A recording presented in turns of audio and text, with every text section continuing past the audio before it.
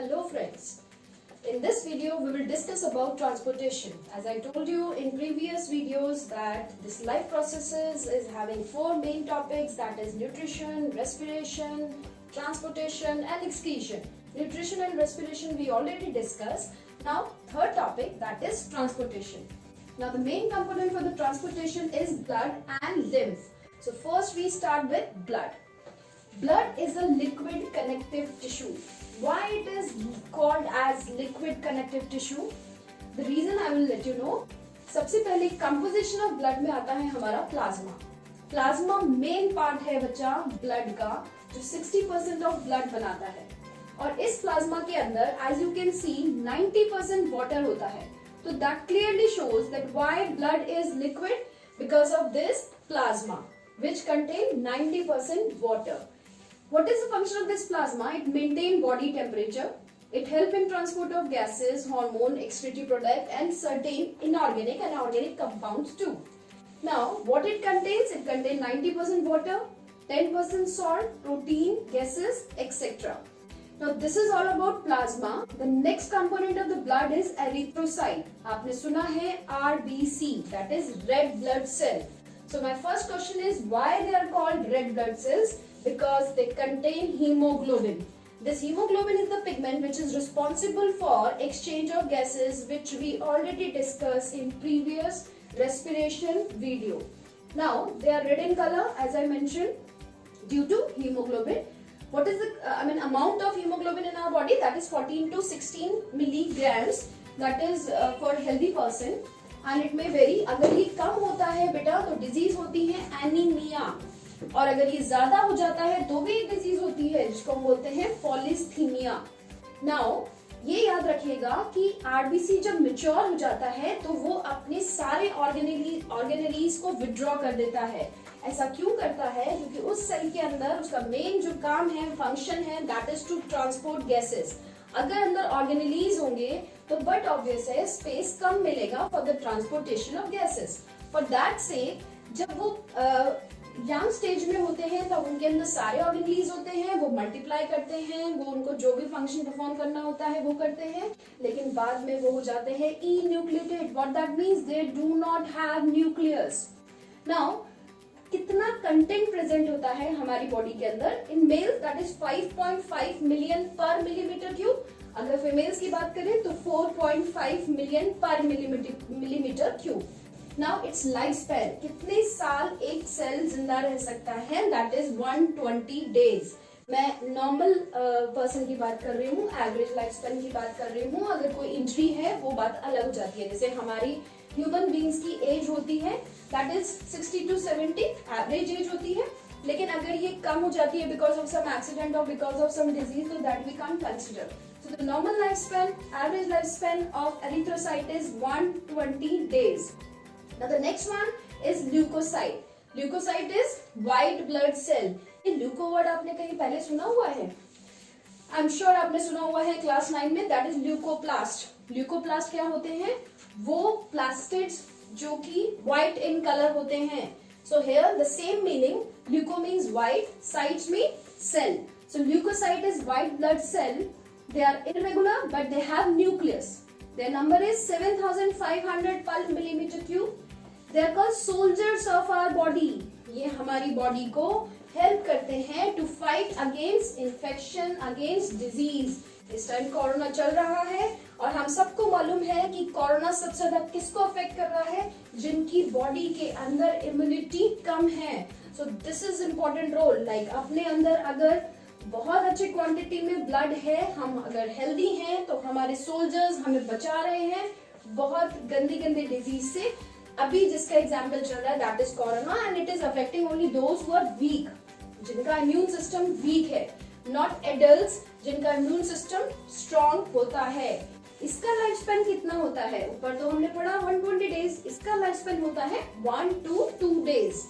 Now इसके भी types है बेटा. ल्यूकोसाइट भी 5 तरह का होता है, डिपेंड करता है उसके स्ट्रक्चर पर. For example lymphocyte, monocyte, basophil, ऊपर लिखा है eosinophil and neutrophil. So they are of 5 kind which I mentioned here. अब तीसरा जो सेल है जैसे हमने पढ़ा प्लाज्मा, आरबीसी, ल्यूकोसाइट, ऐसी एक और सेल है जिसको हम बोलते हैं platelets. Now the third cell is platelets, which is also called scientifically thrombocytes. They are oval in shape. Their number is 2.5 to 3.5 into 10 raised to power 3 per millimeter cube, and their lifespan is 2 to 3 days. Now, what is the function of these platelets? It helps in blood coagulation. Now, what this blood coagulation is? ध्यान से सुनिएगा बेटा, क्योंकि ये important है. जब हमारी body के किसी भी पार्ट में कोई चोट आती है, किसी टिश्यू में डैमेज होता है, तो एक केमिकल रिलीज होता है. उस केमिकल को हम बोलते हैं थ्रोम्बोप्लास्टिन. लेकिन ये वर्ड्स आपको थोड़े से डिफिकल्ट लग रहे होंगे स्टार्टिंग में, लेकिन अगर आप इसको बार बार करेंगे तो you will be used to. Now injured tissue से केमिकल रिलीज हो रहा है, उसे हम बोलते हैं thromboplastin. Now this thromboplastin is responsible for converting this inactive enzyme that is prothrombin to active enzyme that is thrombin. मैं रिपीट कर रही हूँ, इंजर्ड टिश्यू से रिलीज हो रहा है केमिकल थ्रोम्बोप्लास्टिन, जो कन्वर्ट कर रहा है इनएक्टिव एंजाइम को एक्टिव एंजाइम में. Now this active enzyme, which is a protein, is responsible for conversion of fibrinogen, which is a soluble protein found inside the blood, to fibrin, which is insoluble protein.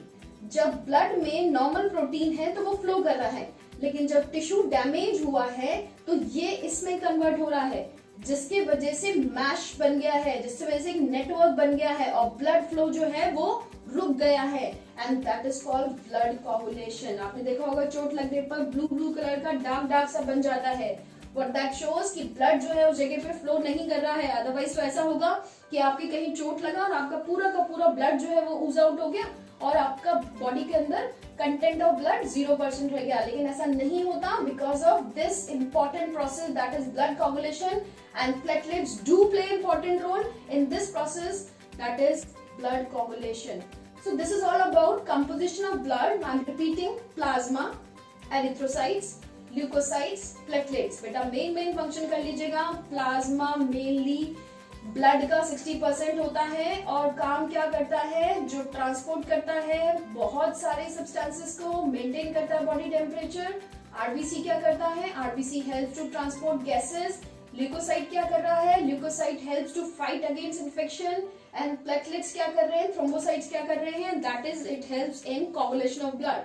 So blood is playing so important role in our blood, sorry in our body. So take care of your body by maintaining normal composition of blood. Now the next fluid is lymph. We already discussed about blood. Now the next fluid is lymph, which is also helpful in transportation.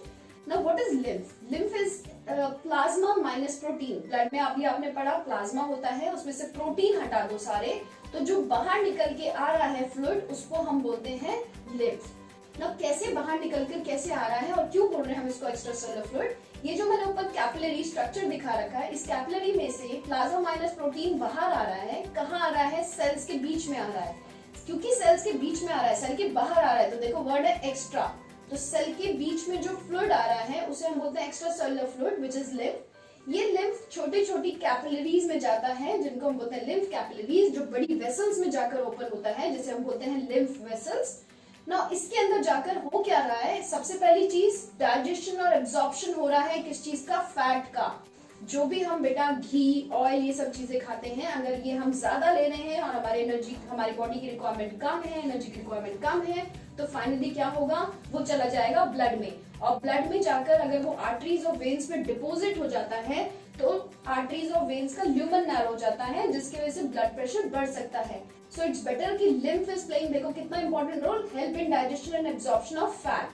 Number 2, it also helps to fight against antigen. अगर आपकी body के अंदर कोई antigen, antigen मतलब कोई भी foreign body जो आपकी बॉडी के लिए सही नहीं है, वो अगर गया है तो उससे भी फाइट करने में हेल्प करता है. तो दोनों फंक्शन याद रखिएगा, it help to digest and absorb fat, and number 2, it helps to fight against infection. Clear हुआ ये?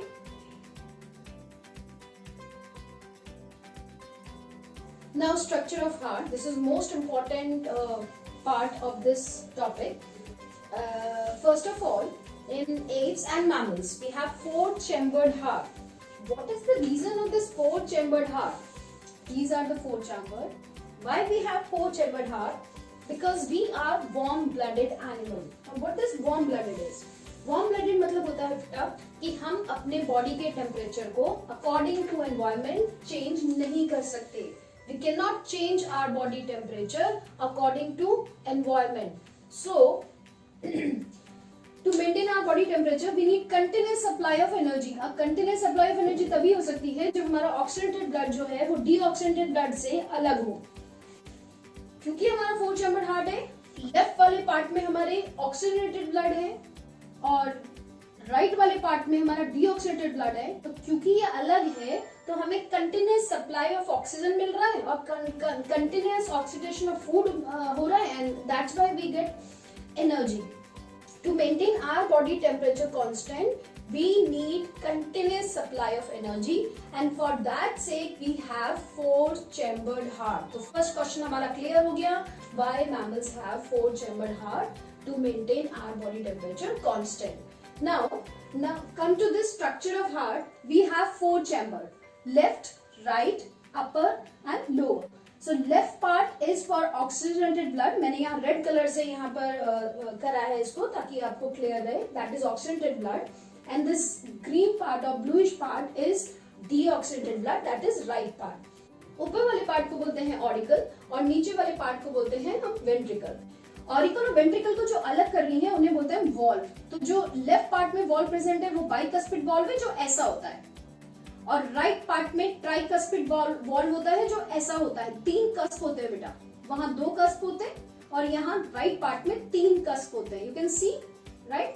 So this left part contain having this bicuspid valve which separating these 2 chambers, and this contain 3 tricuspid valve which is separating these 2 chambers.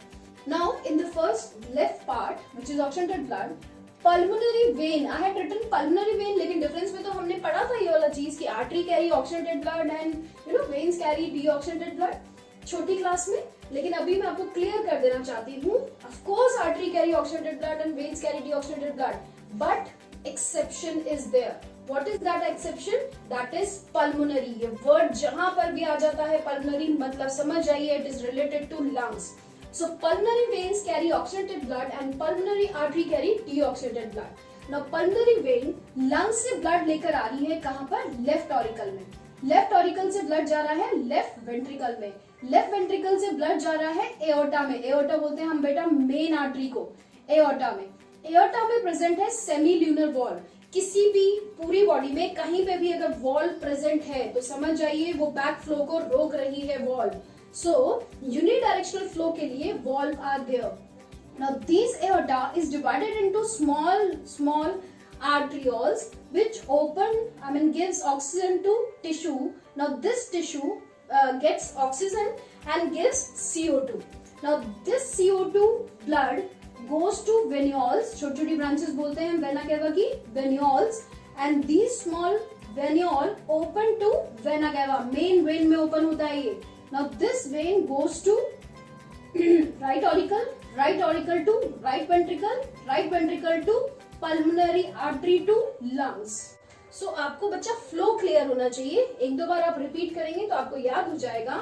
Lung से pulmonary vein to left auricle to left ventricle to aorta to arterioles to tissue to venules to vena cava to right auricle to right ventricle to pulmonary artery, and pulmonary artery finally open back to lungs. जो क्या लेके जा रही है? CO2, और pulmonary vein क्या लेकर आ रही है? O2. There are 2 circulation. अगर आप ध्यान से इसको देखें तो यहाँ पर मैंने 2 circulation आपको दिखा रखा है. One is pulmonary circulation. What is pulmonary circulation? The circulation between lungs and heart.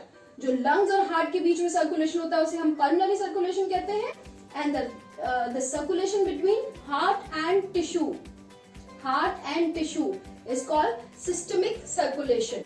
There are 2 circulation, pulmonary circulation and systemic circulation. That's why हमारे heart का जो circulation होता है बच्चा उसे double circulation भी कहा जाता है. So this is all about heart. But before jumping to this next topic, I would like to tell you one more thing. That is, our heart is not under the control of brain.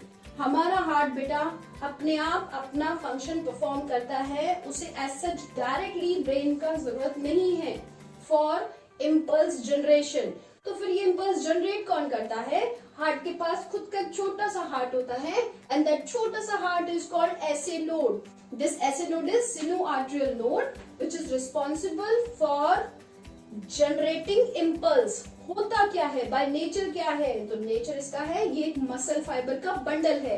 This muscle fibre bundle helps to contract and relax to generate a impulse which is responsible for the contraction of auricle part। अब auricle part का तो contraction हो गया, लेकिन ventricle part का क्या? तो auricle part में contraction होने के बाद ये ऐसे नोड इम्पल्स देता है AV नोड को। वो देखिए वहां लिखा है AV node. Now this AV node it goes to lower part। यहाँ जाकर lower part में मैंने ये छोटे छोटे branches बनाए हुए हैं। ये क्यों बनाए हुए हैं? क्योंकि lower part का ventricle का wall thick होता है। अब उस थिक वॉल को इम्पल्स देने के लिए बहुत सारे छोटे छोटे फाइबर्स चाहिए। These fibres are called Purkinje fibres, PURKENJE, Purkinje fibres. So this Purkinje fibres provide impulse to lower part. यहाँ मैंने एक चीज और बता दी है आपको। क्या चीज? कि ऑरिकल पार्ट जो होता है उसकी वॉल थिन होती है। I try to make this diagram according to that, लेकिन जो नीचे वाला पार्ट है वेंट्रिकल पार्ट, उसकी वॉल थिक होती है। ऐसा क्यों? क्योंकि ये दोनों रिसीविंग चैम्बर है, तो रिसीविंग चैम्बर में प्रेशर इतना हाई नहीं है, लेकिन पंपिंग चैम्बर जो होता है दैट इज वेंट्रिकल पार्ट, इनका ब्लड प्रेशर, इनके अंदर प्रेशर जो होता है बच्चा वो हाई होता है। So keep it in mind, the wall of this ventricle is thick to provide impulse to this AV node gives impulse to Purkinje fibers which goes inside deep in the wall of the ventricle to provide that impulse. So this is all about structure of heart. I try to make it very, I'm trying to make it clear कि आपकी सारे questions भी cover हो जाए। What is double circulation? Why we have four chambered heart? Why are this pulmonary vein is carrying oxygenated blood? What is pulmonary circulation? What is systemic circulation? How blood flows? What is bicuspid wall? What is tricuspid wall? How impulse being generated in human heart?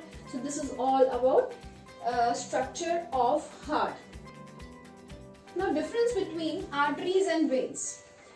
As I'm trying to tell you what is the difference. अब बहुत simple है बेटा, और आपको 6-7 difference ऐसे फटाफट याद हो जाएंगे। सबसे पहले arteries, they are red in color, veins bluish in color। छोटी क्लास में आपने पढ़ा हुआ है, I'm sure, तो आपको कोई प्रॉब्लम नहीं आया होगा इसमें। But number 2 point is deeply seated। What that means? अंदर की तरफ होती है। आप veins को बाहर से अपने हाथ को देखिए एक बार प्लीज। क्या आपको ब्लू कलर का कुछ दिखाई दे रही हैं? They are called veins। So these are deeply seated but the veins are superficial। Number 3, अगर डायग्राम को ध्यान से देखोगे तो दो डिफरेंस याद हो जाएंगे आपको। इसकी वॉल जो है वो है थिक, जबकि इसकी वॉल जो है वो है थिन। नंबर 4, इसका जो ल्यूमन है बेटा, ल्यूमन इस गैप को बोलते हैं, इसका जो ल्यूमन है वो कैसा है? नैरो, छोटा है ल्यूमन। लेकिन इसका जो ल्यूमन है वो है बड़ा। नेचुरल है कि उसका वॉल अगर थिक है तो ल्यूमन कैसा होगा? That is narrow. What is I am saying? What is lumen? That is ये जो गैप होता है, वेसल्स में जो ये गैप होता है उसको हम बोलते हैं ल्यूमन। नंबर 5, इसके अंदर क्योंकि ल्यूमन नैरो है, छोटा है, तो नेचुरल प्रेशर हाई होगा, और इसके अंदर ल्यूमन वाइड है तो नेचुरल है प्रेशर लो होगा। यहाँ वॉल नहीं होती, walls absent.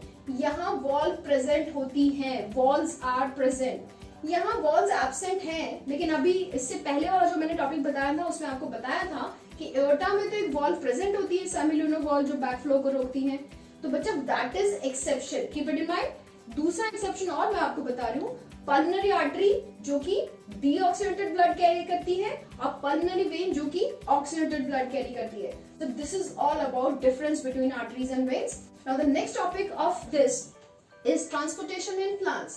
Before going through it, सबसे पहले हम डिस्कस कर लेते हैं ये दो, that is xylem and phloem। आपने पढ़ा हुआ है क्लास 9 में, xylem carries water and phloem carries food। So xylem में कौन कौन से एलिमेंट्स प्रेजेंट होते हैं, कौन कौन से सेल प्रेजेंट होते हैं? That is tracheids, vessels, xylem parenchyma, xylem sclerenchyma।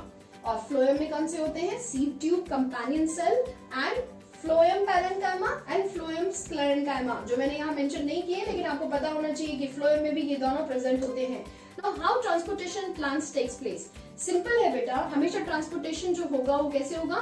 Soil से पानी जाएगा पहले रूट के अंदर, रूट से जाएगा वो स्टेम के अंदर, स्टेम से जाएगा वो लीफ के अंदर। तो जो ट्रांसपोर्टेशन ऑफ वाटर हो रहा है वो कैसा हो रहा है? वो हमेशा यूनिडायरेक्शनल हो रहा है।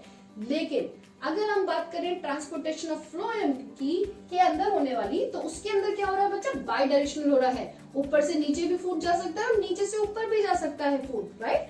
So this is the difference. Like एक तो इसका कंपोजिशन अलग अलग है और दूसरा कि जाइलम में कंडक्शन हमेशा यूनिडायरेक्शनल होता है और फ्लोएम में कंडक्शन बाई डायरेक्शनल हो सकता है, मल्टी डायरेक्शन भी हो सकता है। तो जाइलम में जो कंडक्शन हो रहा है वो कैसे हो रहा है? कौन कौन से प्रेशर इन्वॉल्व है? जाइलम के अंदर सबसे पहले लगता है दैट इज रूट प्रेशर जो कि डेवलप हो रहा है। फिर उसके बाद होता है ट्रांसपिरेशन, बताया था मैंने आपको, that is removal of extra digested food water in form of water vapour through stomata. तो जो ट्रांसपिरेशन प्रोसेस हो रहा है, ऊपर से वो एक पुल लगा रहा है, अब नीचे से एक प्रेशर हो रहा है जो पुश दे रहा है, ऊपर से भी एक पुल लग रहा है। तो इसके वजह से ऊपर से नीचे से रूट टिप से लेकर लीफ टिप तक वाटर का मूवमेंट होता है and this movement of water is called ascent of sap. Sap is liquid, ascent means नीचे से ऊपर जा रहा है। नाउ फ्लोएम, फ्लोएम जो होता है उसके अंदर कंडक्शन के लिए एनर्जी का रिक्वायरमेंट होता है। Why energy is required? क्योंकि जो सॉलिड फूड है वो ट्रांसपोर्ट नहीं हो सकता, वो फ्लो नहीं कर सकता, तो उसको चाहिए वाटर। और वाटर जो है वो कौन देगा? जाइलम देगा। तो जाइलम से पहले पानी कहाँ जाएगा? फ्लोएम के अंदर, फिर बनेगा सॉल्यूशन और सॉल्यूशन मूव करेगा from high concentration to low concentration. Movement हमेशा high concentration to low concentration होता है। So this is all about transportation part of this chapter, that is life processes.